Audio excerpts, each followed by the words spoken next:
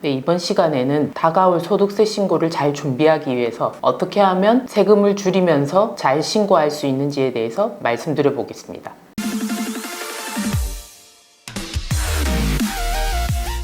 세금을 적게 내려면 순이익이 적어야 합니다. 그렇다고 매출을 줄일 수는 없으니까 비용을 누락하지 않고 최대한 반영하는 것이 절세의 기본이라고 할 수 있겠습니다. 그러면 지금 시점에서 준비해야 될 것을 매출과 비용으로 나눠서 말씀드려 볼게요. 매출은 과세사업자의 경우에는 부가세 신고 때, 면세사업자의 경우에는 면세사업장 현황 신고 때 이미 매출이 확정이 되어 있습니다. 그런데 그 매출 말고도 우리가 자체적으로 파악해서 반영해야 되는 매출이 있습니다. 이건 부가세 대상이 아니기 때문에 지금 파악을 해야 되겠죠. 부가세 신고 때는 대가관계가 있기 때문에 우리가 부가세 10%를 납부하고 신고를 하고 있습니다. 그러나 지원금 같은 경우에는 특별한 대가관계 없이 지급되는 것이기 때문에 부가세 때 포함을 안 했던 거죠. 그렇지만 사업과 관련돼서 받는 지원금의 경우에는 회사의 수익 금액으로 보기 때문에 소득세 신고 기간에 자체적으로 파악을 해서 넣어야 합니다. 소득세 신고 안내문에 지원금 자체가 나오는 경우도 있지만 안 나오는 지원금도 많습니다. 각종 국고보조금이나 장려금, 바우처 지원금 등을 파악하여 매출로 잡아야 합니다. 물론 코로나 관련한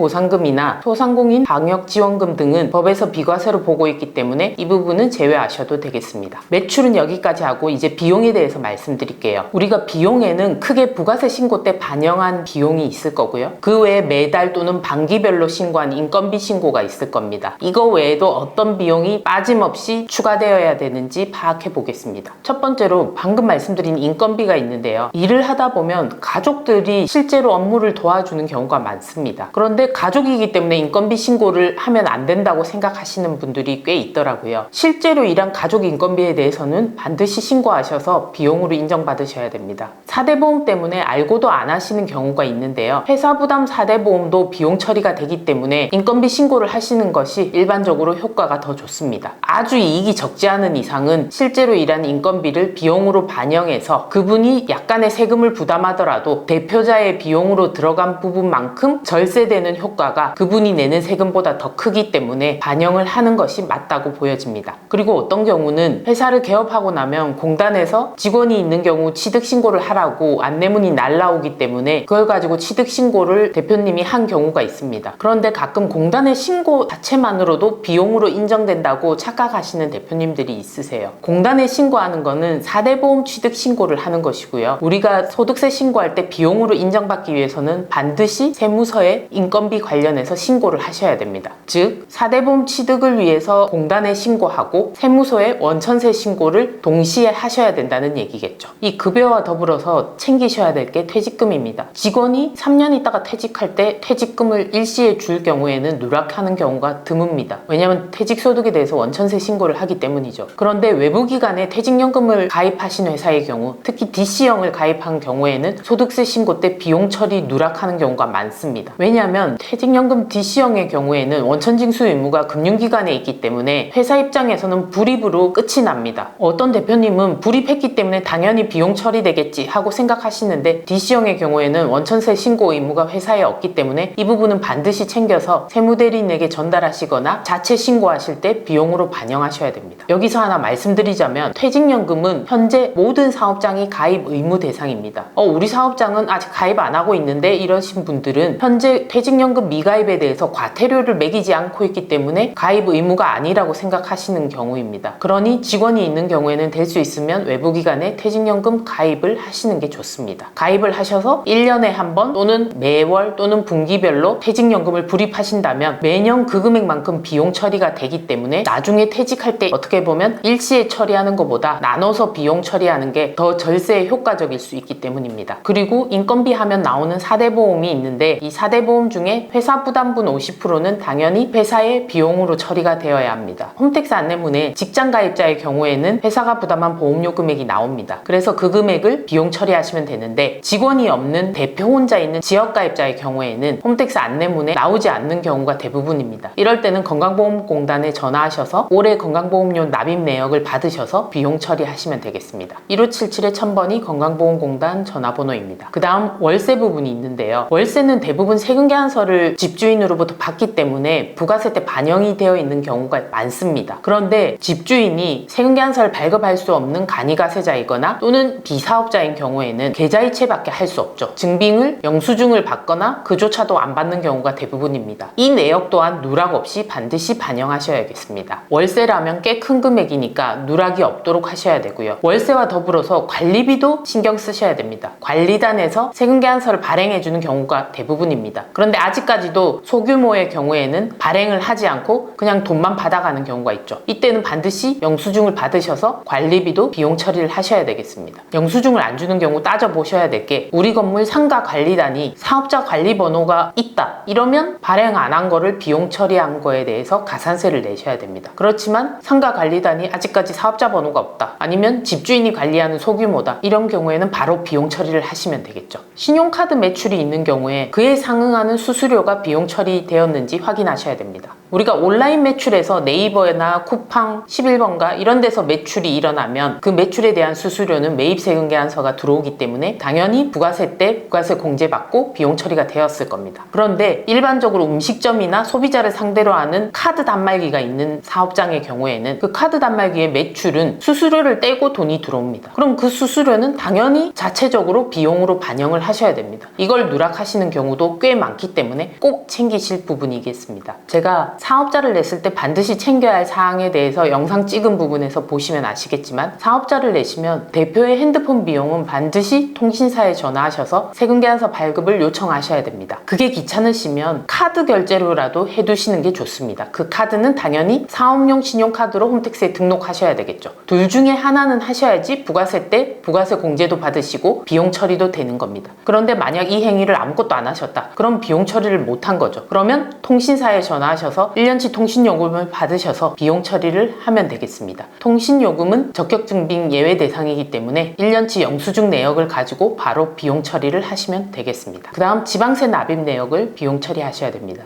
1월에 등록면허세, 8월에 사업장 주민세 또는 개인사업자 사업장이 자가소유고 우리 사업자 재무제표에 올라가 있다. 이러면 재산세도 당연히 비용 처리하셔야 되고요. 업무용 차량 관련된 자동차세도 비용 처리를 하셔야 되겠죠. 설마 사업장을 본인 아파트에 냈다고 아파트 재산세까지 비용 처리하시려고 하는 건 아니겠죠? 사업장이 주거용일 때는 제외되는 거 기억하시고요. 이 지방세 납입 내역은 정부24에 지방세 세목별 과세 증명원을 떼셔서 체크해서 비용 처리하시면 되고요. 또는 주민센터에서 발급받으셔도 되겠습니다. 그 다음 보험료가 있습니다. 업무용 차량이 있으면 자동차 보험, 그 다음 사업장의 화재보험 또는 사업 관련된 손해배상 책임보험 그리고 보증보험료 등등이 있겠죠. 이런 것들은 사업과 관련됐으면 당연히 비용 처리를 하셔야 됩니다. 단 여기서 주의하셔야 될 것은 모든 금액을 비용 처리할 수 없는 경우가 있습니다. 보험료를 보시면 보험료에 따라서 적립성 금액이 있습니다. 보험료를 5만원 불입했는데 그 중에 3만원은 적립성 금액으로 나중에 돌려받는 금액이다. 그러면 나머지 2만원만 비용 처리하셔야 되겠죠. 그래서 반드시 보험회사의 손비내역 처리서를 받으셔서 나중에 돌려받지 못하는 부분에 대해서만 비용 처리를 하셔야 되겠습니다. 그리고 자동차 얘기가 나왔으니까 간단하게 말씀드리면 사업자를 내기 전에 자동차를 리스 렌트를 하고 있으셨다. 그러면 비용 처리할 수 없느냐 얘기하시는데 사업자를 내신 시점에 바로 사업자 번호로 계약을 다시 하시면 됩니다. 세금계산서를 또는 계산서를 사업자 번호로 발급받으시면 비용 처리가 당연히 되시겠죠. 그리고 24년부터는 모든 복식부기 의무자의 경우에는 업무용 차량이 한 대 초과하는 부분에 대해서는 모두 업무용 전용 보험을 가입하셔야 됩니다. 법인처럼 대상이 된 거죠. 23년까지는 성실신고 사업자와 전문 자격사만 대상이 되었는데 24년도부터는 모든 복식부기 의무자가 한 대 넘는 부분, 즉 2대면 한 대에 대해서만 업무용 전용 보험에 가입하셔야 됩니다. 24년도에 보험료 갱신하실 때 반드시 놓치지 말고 챙기셔야 될 부분이겠습니다. 다음 대출이자를 챙기셔야죠. 사업과 관련해서 대출을 받으셨다면 그 대출에 대해서 이자를 내고 있을 겁니다. 이 이자를 비용 처리하셔야 됩니다. 그런데 제가 이렇게 말씀드리면 모든 사업자들이 이자를 반영해야 되겠다 이렇게 생각하시는데 본인의 재무상태표를 좀 들여다보셔야 됩니다. 대출을 받은 자금으로 사업용 자산을 사지 않았다면 아무리 이자 비용을 많이 내셔도 비용 처리가 인정이 안 됩니다. 사업용 자산 자산의 합계액이 사업용 부채에 미달하는 경우에는 초과 인출금이라고 하고 이를 가사형 경비로 세법에서 인정해버리기 때문에 이자 비용을 필요 경비로 인정받으실 수 없습니다. 여기서 말하는 사업용 자산은 대표적인 게 임차하셨을 때 보증금이 있겠죠. 임차 보증금 또는 차를 사셨으면 차량 운반구 같은 유형 자산 또는 비품 또는 인테리어 하셨으면 시설 장치 이런 것들이 자산에 해당됩니다. 현금이 1억이 있으니까 자산 아닌가요 하시는데 그건 얼마든지 금액을 불릴 수가 있는 금액이기 때문에 자산으로 인정을 안 해주니까 이 부분 잘 체크하셔서 이자를 비용 처리하셔야 되겠습니다. 자산이 아무것도 없는데 이자 비용을 비용 처리해봤자 세법에서는 다시 비용에서 빼게 됩니다. 우리가 말하는 손익계산서는 회계상 비용이기 때문에 방금 말씀드린 이 부분을 고려하지 않고 얼마든지 이자 비용을 손익계산서에 비용 처리할 수 있습니다. 그렇지만 소득세를 계산하기 위해서는 세무조정 단계에서 이 비용이 자산이 없으면 인정을 못 받는다는 얘기입니다. 그리고 가끔 사업용 대출을 받지 못해서 본인 소유의 아파트를 담보로 해서 대출을 받으셔서 사업용 자금으로 쓰시는 분들이 있습니다. 형식상 아파트 담보 대출은 사업용 대출로 보기 힘들지만 모든 세법은 실질이 우선이기 때문에 실제로 대출을 받으신 거를 사업용 자금으로 썼다는 걸 입증하실 수만 있다면 이자 비용 처리도 가능하실 걸로 보여집니다. 다음 기부금이 있는데요. 사업자 번호로 기부금 영수증을 받으셨던 또는 대표 이름으로 기부금 영수증을 받으셨던 얼마든지 회사 비용으로 비용 처리가 가능합니다. 내 소득세 계산 시 부양가족으로 넣은 사람이 있고 그분이 지출한 기부금도 있다면 비용 처리가 가능합니다. 단 정치자금은 본인이 낸 것만 가능합니다. 그 다음 경조사비가 있죠. 아주 쏠쏠하면서 중요한 부분이죠. 건당 20만원까지 비용 처리가 되는 결혼식 축의금, 부의금, 돌잔치 비용 이런 것들을 접대비로 비용 처리하셔야 되겠습니다. 청첩장을 실물로 받은 것도 괜찮고 문자나 카톡으로 받은 거 캡처하신 것도 얼마든지 괜찮습니다. 접대비 한도가 중소기업의 경우에는 연에 3,600만 원이기 때문에 얼마든지 사업 관련해서 지출한 경조사비에 대해서 비용 처리를 하실 수가 있습니다. 물론 연매출이 100억 미치다 이러면 0.3%의 한도가 더 생기게 됩니다. 100억에 0.3%면 3천만 원인가요? 그러면 총 접대비 한도가 6,600만 원이 되겠죠. 이런 식으로 체크를 하셔서 접대비 한도도 잘 활용하시면 되겠습니다. 그 다음 판매 장려금이 있는데요. 매출 증진 목적으로 우리가 사전에 약정된 계약상의 거래 금액이나 수량에 따라서 모든 거래처에게 균등하게 지급하는 금품 등이 있습니다. 이걸 판매 장려금이라고 하는데요. 이 판매 장려금은 당연히 지급하시게 되면 그 금액은 비용 처리가 됩니다. 판관비로 비용 처리하시면 됩니다. 단 특정 거래처에만 판매 장려금을 지급했다. 이건 접대비에 해당되죠. 접대비 성격이 업무상 관련된 특정 거래처에게 지급하는 걸 말하기 때문에 이런 경우에는 접대비로 들어가서 한도 계산이 되기 때문에 어떻게 보면 더 안 좋은 처리가 될 수 있습니다. 그러니 모든 거래처에게 균등하게 지급한다는 것을 기억하시고요. 이것을 받은 상대방 입장에서는 영업의 수입으로 잡으셔야 됩니다. 내 매출이 된다는 얘기입니다. 그 다음 또 중요한 부분인데요. 홈택스에 사업용 카드를 등록하셔서 그 내역을 부가세 때 다 반영했다고 해서 끝이 아닙니다. 우리가 일을 하다 보면 해외 사이트에서 구매하는 경우도 있고 또는 해외 출장을 가는 경우도 있습니다. 해외 사용 내역은 국세청 홈택스 사업용 신용카드 부분에서 나오지 않습니다. 아무리 카드로 쓰셔도 적격증빙으로 보지 않기 때문에 그 리스트에서 빠지거든요. 이 금액은 당연히 챙기셔서 비용 처리를 하셔야 됩니다. 증빙을 안 챙기셨더라도 카드사 사이트에 들어가셔서 해외 사용 결제 내역을 엑셀로 받으셔서 그 리스트를 비용 처리를 하시면 되겠습니다. 그 다음 사업 초창기에 적격증빙을 갖추지 못하고 지출한 비용들이 있으면 그것도 챙기셔서 비용 처리를 하셔야 됩니다. 음식점의 경우에는 사업장 처음 내셔서 인테리어를 크게 하시거나 또는 권리금을 주고 사업장을 인수하는 경우도 있습니다. 또는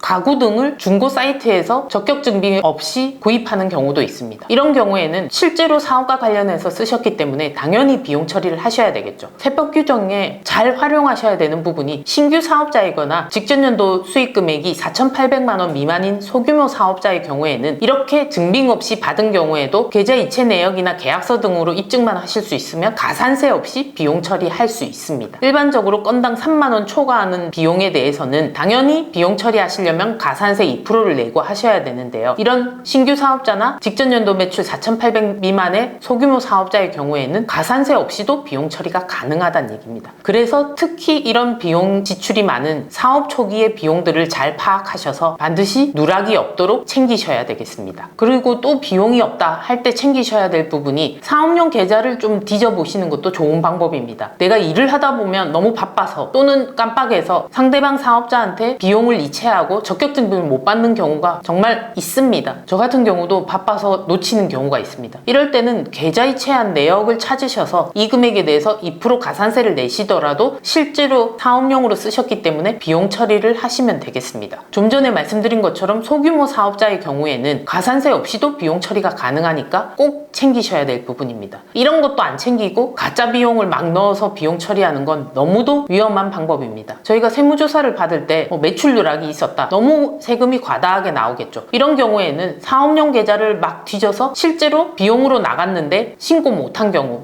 불법 체류자 인건비라든지 아니면 방금 말씀드린 것처럼 적격증빙 없이 막 나간 돈에 대해서 찾아서 비용 처리해달라고 조사관님께 사정을 합니다. 실제로 사업용으로 쓰셨으면 이 경우에 당연히 비용 처리를 받을 수 있습니다. 그러니 소득세 신고 기간에도 본인의 사업용 계좌를 한번 체크해 보시는 게 좋은 방법입니다. 그리고 기타 간이 형수증이 있겠죠. 간이 형수증은 건당 3만 원까지 비용 처리됩니다. 3만 원 초과한 거에 대해서는 2% 가산세를 내셔야 되고요. 방금 말씀드린 소규모 사업자는 가산세 예외 대상이고요. 물론 사업자가 아닌 사람으로부터 구입한 경우나 또는 국가 지방자치단체로부터 구입한 경우, 또는 금융기관에 지급한 경우, 또는 수익사업을 하지 않는 비영리단체에 지급한 경우, 택시 용역, 입장권, 항공기 용역, 통신 용역, 해외 출장비, 이런 것들은 적격증빙을 갖추시지 않으셔도 가산세 없이 비용 처리할 수 있습니다. 해외 출장비는 아까 말씀드렸죠. 잘 챙기셔야 됩니다. 건설 현장의 한밭식당의 경우 사업자를 안 내는 경우가 많은데요. 이런 것도 그러면 가산세 없이 비용 처리되겠네요. 이렇게 질문하시는 분들이 있는데, 사업자 번호가 없더라도 이분은 사업자처럼 계속 거래를 하면서 사업 수입을 벌어들이고 있기 때문에 사업자 번호가 없어도 사업자로 간주돼서 이쪽에 증빙 없이 지출한 금액에 대해서는 가산세를 내고 비용 처리를 하셔야 되겠죠. 세법에서는 실질 판단을 우선한다는 걸 꼭 기억하십시오. 자, 여기까지 사업자 대표님들이 잘 누락하는 비용에 대해서 말씀드렸습니다. 자, 그러면 이렇게 잘 챙긴 매출에서 비용을 다 빼고 난 순이익에서 바로 세금을 곱하는 게 아니고 우리가 소득공제라는 것을 해줍니다. 제일 큰 소득공제가 부양가족이겠죠. 부양가족이 많을수록 소득공제를 많이 받습니다. 물론 모든 부양가족이 대상이 되는 건 아니고요. 부모의 경우에는 만 60세 넘어야 되고 자녀의 경우에는 만 20세 이하여야 되겠죠. 그리고 그분들의 소득금액이 100만 원 이하여야 합니다. 이 요건에 충족되더라도 나 말고 다른 형제자매나 다른 사람의 부양가족으로 공제를 받았는데 또 공제를 받으시면 안 됩니다. 부양가족에서 제일 잘 챙겨야 될 부분이 이중공제의 문제 잘 챙기시고요. 또 하나 챙기셔야 될 게, 아까 소득금액이 100만 원 이하라고 했는데 여기서 말하는 소득금액은 수입금액에서 비용을 뺀 순이익을 소득금액이라고 하고요. 이 소득금액이 꼭 사업소득, 이자소득, 배당소득, 연금소득, 기타소득 이런 종합소득만 뜻하는 게 아니고 퇴직소득이나 양도소득도 포함한 금액입니다. 가끔 부모님이 모든 요건이 해당되셔서 부양가족으로 공제받았는데 추징되는 사례가 바로 이것 때문에 있습니다. 부모님이 자녀한테 말씀 안 하시고 부동산을 하나 양도하셔서 양도 차익이 있었는데 그걸 자녀한테 얘기 안 하셔서 자녀는 공제를 받고, 그래서 나중에 추징을 당한 케이스죠. 그리고 부양가족 중에 또는 내가 장애인 판정을 받으셨으면 장애인 공제도 받으시고, 또는 배우자가 없는 한부모 가정일 때도 한부모 가정 공제를 받으시고, 70세 넘는 경우에는 경로우대 공제도 받으시고, 배우자가 없는 여성으로서 부양가족이 있는 세대주인 경우에도 부녀자 공제도 받으시면 됩니다. 물론 부녀자 공제에는 종합소득금액이 3천 이하여야 된다는 요건이 있으니까 잘 따져보십시오. 그리고 노란우산 공제, 즉 소상공인 공제도 불입하셨다면 차감을 하시면 됩니다. 내가 불입한 금액을 다 공제해 주는 건 아니고요. 내 종합소득금액이 얼마냐에 따라서 500, 300, 200 한도 내에서 공제를 받으실 수 있습니다. 제가 지금 계속 공제받는다는 얘기를 드렸는데, 이 공제받는다는 아까 비용처럼 차감된다고 보시면 됩니다. 매출에서 차감되는 항목이다, 이렇게 보시면 됩니다. 그러면 이렇게 다 차감되는 항목을 차감하고 나서 순이익에 대해서 세무조정을 해서 나온 소득금액에 세율을 곱하면 산출세액이 나옵니다. 이 산출세액이 납부해야 할 세금이 아니고요. 여기서 우리가 아는 공제 감면을 차감해야 됩니다. 연금저축을 가입하셨다면 올해 종합소득금액이 5,500만 원 기준으로 5,500 이하면 15%, 5,500 넘으면 12%의 세액공제를 받습니다. 노란우산 공제는 비용처럼 차감해 주는 거고, 연금저축은 세금을 곱한 밑단계에서 세액공제로 차감해 주는 부분입니다. 불이익금액은 퇴직연금 IRP가 포함되어 있으면 연 900만 원까지 차감할 수 있습니다. 퇴직연금 IRP가 없다면 600까지인데요. 만약 600을 차감해야 된다 하면 600이 빠지는 게 아니고 600만 원에 곱하기 12% 또는 15%가 세금에서 빠진다는 얘기입니다. 그 다음에 잘 챙기셔야 될 게 중소기업 감면이나 청년 창업 감면 등을 잘 챙기셔야 됩니다. 업종별로, 나이별로, 지역별로 제한이 있으니까